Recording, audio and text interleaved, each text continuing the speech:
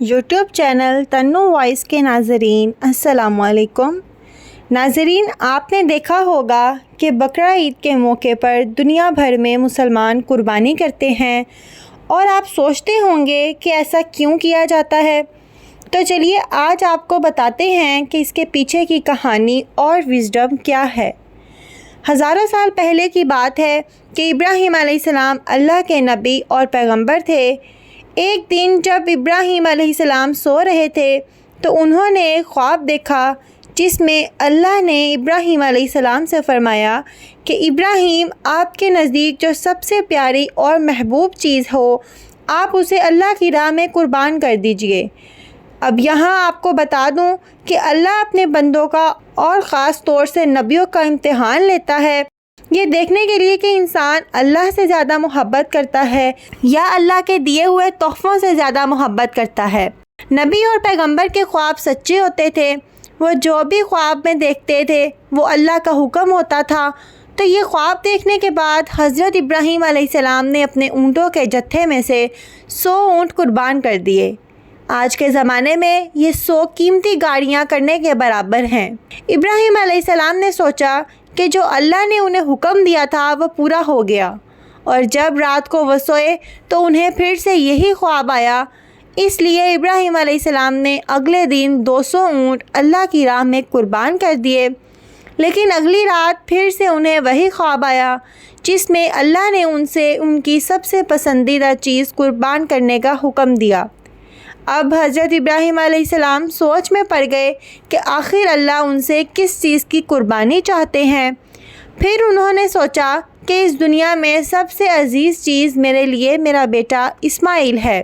آپ کو بتا دوں کہ ابراہیم علیہ السلام کو پوری زندگی دعائیں مانگنے کے بعد 80 سال کی عمر میں اولاد ہوئی تھی، اور وہ تھے ان کے بیٹے اسماعیل، جو انہیں بہت زیادہ عزیز اور محبوب تھے۔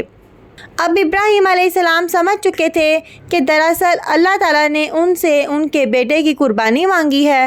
اللہ یہ دیکھنا چاہتا ہے کہ ابراہیم علیہ السلام اپنے بیٹے سے زیادہ محبت کرتے ہیں یا اللہ سے۔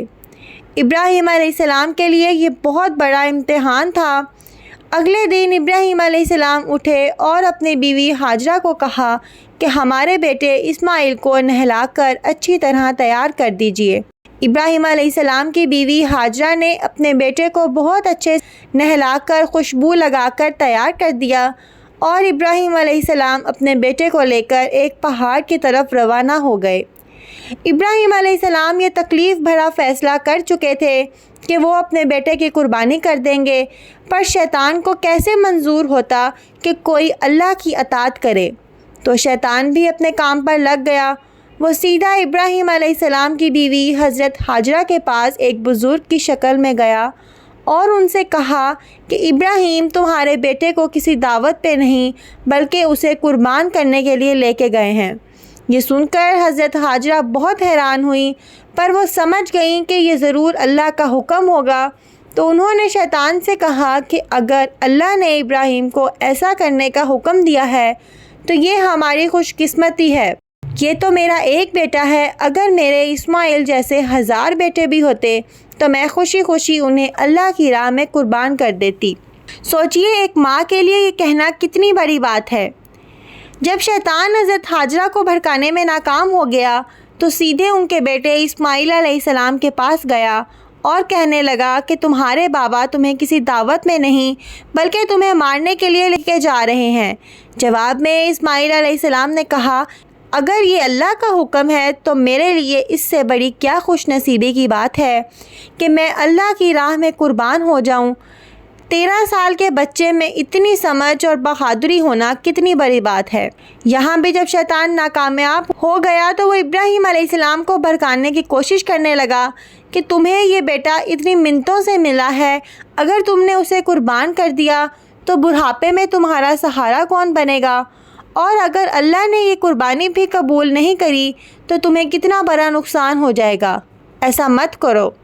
شیطان ہر طرح سے انہیں بار بار بہکانے کی کوشش کرتا رہا، اور غصے میں آ کر ابراہیم علیہ السلام نے شیطان کو پتھر مارے۔ یہی وجہ ہے کہ جب لوگ حج پہ جاتے ہیں تو شیطان کو آج بھی کنکریاں مارتے ہیں۔ اور یہ حج کے اہم ارکانوں میں سے ایک ہے۔ شیطان کے جانے کے بعد ابراہیم علیہ السلام نے اپنے بیٹے کو ساری بات بتائی تو اسماعیل علیہ السلام نے فرمایا کہ بابا اگر یہ اللہ کا حکم ہے تو مجھے یہ منظور ہے، آپ بس میرے ہاتھ پیر باندھ دیں اور اپنی آنکھوں پر پٹی بھی باندھ لیں تاکہ جب میری گردن پر چھری چلائیں تو آپ کو تکلیف نہ ہو اور آپ یہ کرنے سے مکر نہ جائیں۔ بس پھر ابراہیم علیہ السلام نے اپنے بیٹے کے ہاتھ پیر باندھ دیے اور اپنی آنکھوں پر پٹی بھی باندھ لی، اور جب انہوں نے اسماعیل علیہ السلام کی گردن پر چھری چلائی تو ایک جانور کی آواز سن کر وہ حیران ہو گئے۔ انہوں نے جب آنکھوں سے پٹی کھولی تو ایک دمبا ذبح ہوا تھا اور اسماعیل علیہ السلام ان کے پاس کھڑے مسکرا رہے تھے۔ تب آسمان سے اللہ نے ابراہیم علیہ السلام سے فرمایا، ابراہیم آپ اس امتحان میں کامیاب ہو گئے، ہم نے آپ کی یہ قربانی قبول کی، آپ کا یہ امتحان قیامت تک یاد رکھا جائے گا اور آپ کی اس سنت کو ایمان والے لوگ ہر سال یاد رکھیں گے اور ہر سال اللہ کی راہ میں قربانی پیش کریں گے۔ ابراہیم علیہ السلام کی اس سنت کو اللہ نے آنے والی نسلوں کے لیے عبرت بنایا اور اسی لیے مسلمان ہر سال حج کے موقع پر قربانی کرتے ہیں۔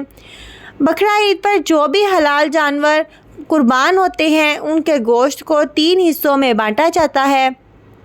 پہلا حصہ غریبوں اور مسکینوں میں بانٹا جاتا ہے، دوسرا حصہ رشتہ داروں میں دیا جاتا ہے اور تیسرا حصہ خود اپنے گھر میں رکھا جاتا ہے۔ آپ کو یہ پتہ ہونا چاہیے کہ بقرہ عید کے موقع کا غریب لوگ سال بھر انتظار کرتے ہیں کیونکہ یہی سال کا اکلوتا موقع ہوتا ہے جب انہیں گوشت کھانا نصیب ہوتا ہے۔ بقرعید کا یہ فیسٹیول دنیا بھر میں بھوک مری مٹانے کا ایک ذریعہ ہے۔ حج کے ان 10 دنوں میں کی گئی نیکیاں اللہ کو سال بھر کی گئی نیکیوں سے زیادہ پسند ہیں۔ حج کے ان دنوں میں ہمیں زیادہ سے زیادہ نیکیاں کرنے کی کوشش کرنی چاہیے۔